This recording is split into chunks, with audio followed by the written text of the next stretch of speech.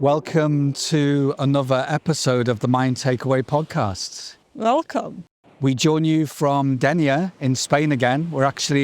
It's our last day before we fly back to Berlin via Valencia.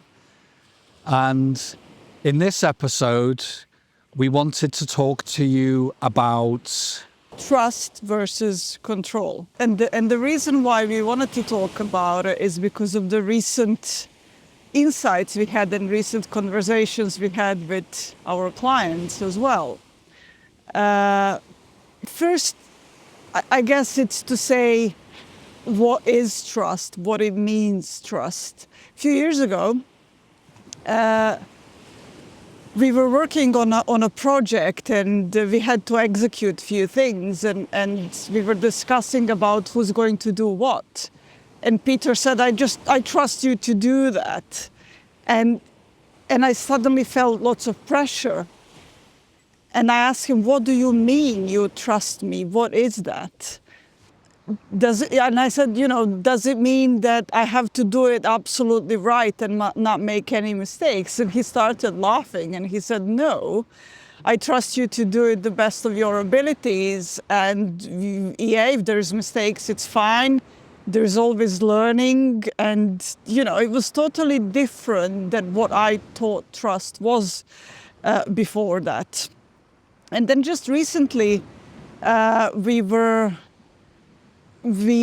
went hiking and I had to walk down the really steep set of stairs and I got really scared and uncomfortable because a few years ago I still have the fear of walking down the steep terrain or steep stairs when I didn't have control of my leg a few years ago, when my nerve was damaged, and there's this fear of falling down and not having control when walking downstairs. And I sat down and reflected. I really wanted to go and see this cave, but the fear was stronger. And so as I reflected, what dawned on me is that I was scared of losing control. I was scared of not having control. And what dawned on me was actually, it's not the control that I need. I needed to trust my body. I needed to trust myself. And it's not that I won't fall or I won't,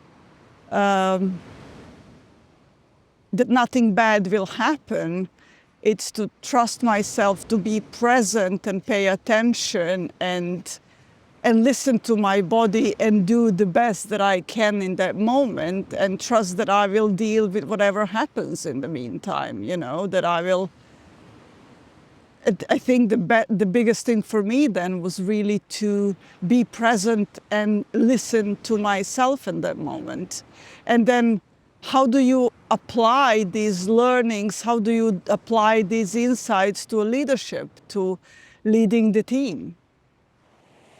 Yeah, so when it comes to leadership, you just need to be careful, as Mira said there, because when I think back, there was one time when we were doing business planning, I think a couple of years back, where I said to Mira, look, I just trust you to get on with it.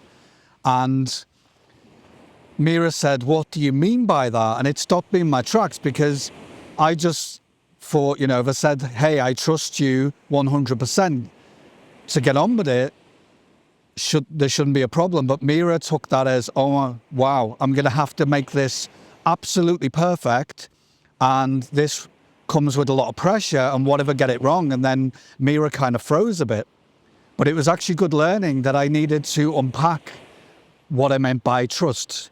So when I think back about the teams I used to lead, when I was working for companies, I had to be careful how I unpack trust and how I communicated that to individuals in one-to-ones, but also in a group setting when it was in meetings, when I was, telling the team about a new project or a new piece of work that the team had to do, then I had to really think about and reflect on about, okay, if I trust a team, what will make it meaningful for them? What is trust to them?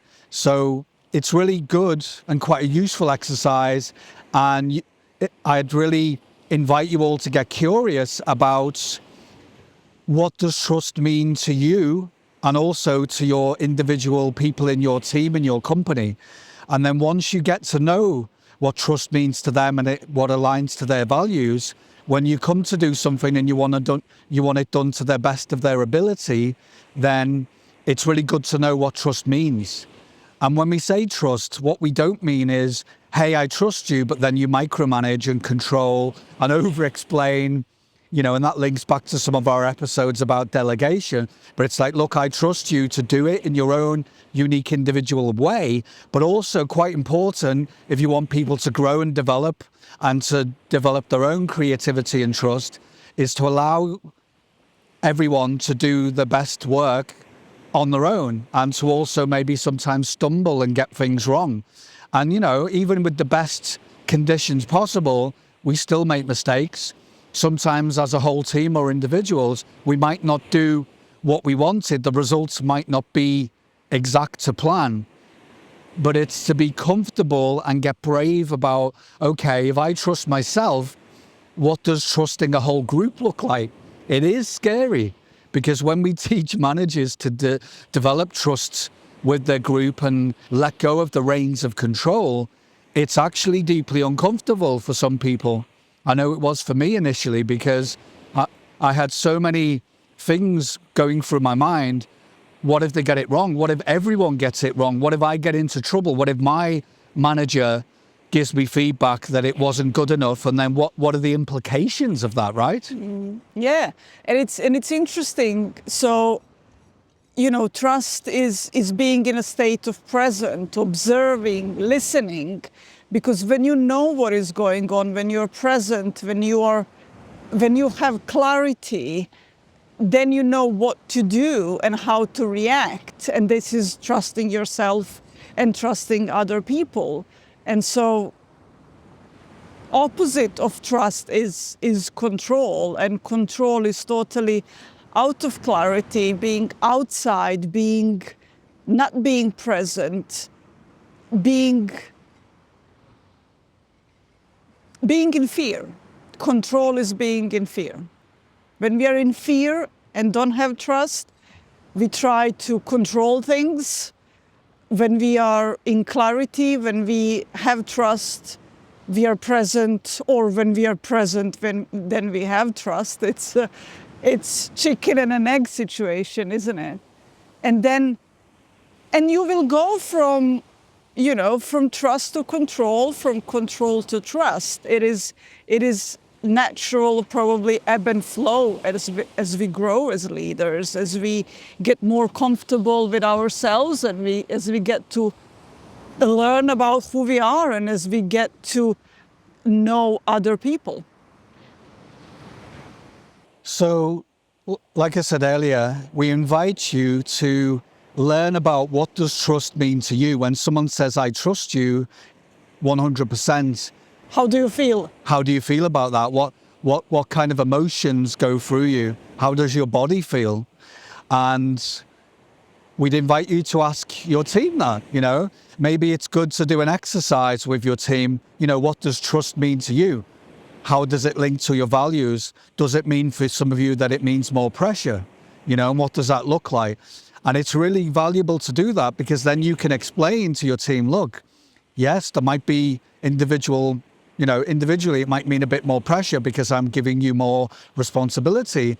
But explaining as the manager, as the leader, I have your back. I am here to give you feedback if something doesn't go in according to plan. But also, I'm open to us being creative and being super curious, but also learning from our own experience. And this is what we mean in leadership. When a leader says, I trust you, it means I trust you to learn from your experience, regardless of the outcome.